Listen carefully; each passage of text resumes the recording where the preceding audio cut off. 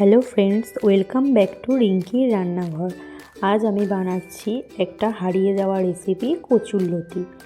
এই কচুরলতি অত্যন্ত পুরনো এবং জনপ্রিয় একটি রেসিপি। এইটা ছাড়াতে খুবই কষ্ট হয় বলে মানুষ এখন প্রায়ই বানাতে চায় না।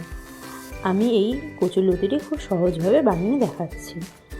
আমি কচুরলতিটি একটু ভাপিয়ে নেব বলে এই জন্যে একটু কড়াইতে জল দিয়ে তার মধ্যে একটু নুন দিয়ে লতিগুলো আমি দিয়ে দিচ্ছি।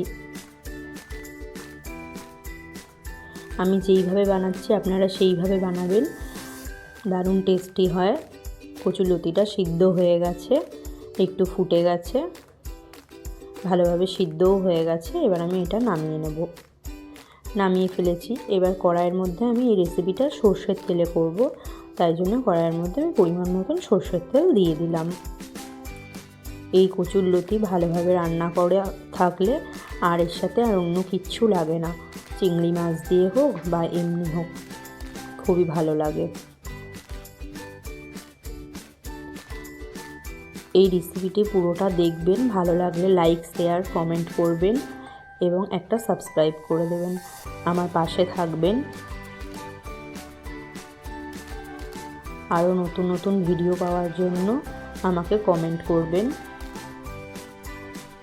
এবার আমি ওই তেলটা গরম হয়ে যাওয়ার পর ওর মধ্যে কিছুটা কালো জিরে আর একটা শুকনো লঙ্কা ফাটিয়ে দিয়ে দিলাম। এবার বেশ কিছুটা পরিমাণে আমি কুচনো পেঁয়াজ দিলাম। আমি এখানে 500 গ্রাম কচুরলতি নিয়েছিলাম, তার জন্য আমি একটা বড় সাইজের পেঁয়াজ কুচি দিয়েছি। এবার এটা একটু ভালো করে ভাজা ভাজা করে নেব। পেঁয়াজটা আমার ভালোভাবে ভাজা হয়ে গেছে। খুব বেশি ভাজবো না, একদম লাল লাল করে একটু নরম নরম করে ভাজা করে নেব।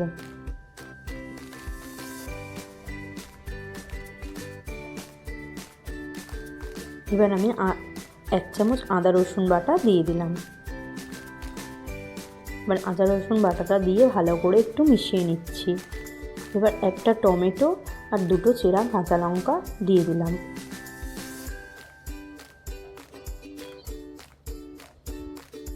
টমেটো তাড়াতাড়ি গলে যাওয়ার জন্য আমি একটু নুন দিয়ে দিলাম। এবার পরিমাণ মতন গুঁড়ো মশলাগুলো দিয়ে দেবো।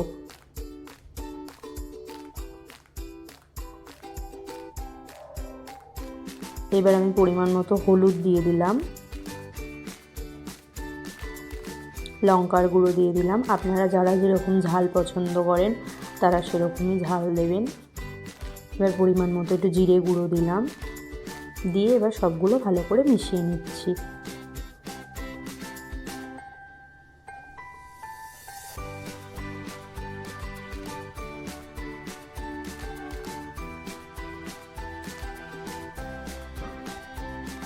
এবার লতিগুলো আমি দিয়ে দিলাম। এবার ভালোভাবে মশলাটার সঙ্গে লতিগুলো সব মিশিয়ে নেব। আপনারা আমার আরও রান্নার ভিডিও আছে নিত্য নতুন, আপনারা চাইলে গিয়ে আমার চ্যানেলে রিঙ্কির রান্নাঘরে দেখে নিতে পারেন। আমার একটা ব্লগ চ্যানেলও আছে, রিঙ্কির রান্নাঘর ব্লগ, আপনারা ওখানেও দেখতে পারেন।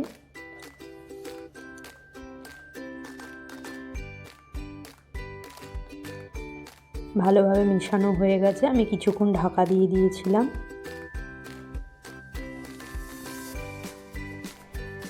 প্রায় লতিটা হয়েই গেছে, দেখুন ভালোভাবে লতিটা গলেও গেছে, সুন্দরভাবে মেশানোও হয়ে।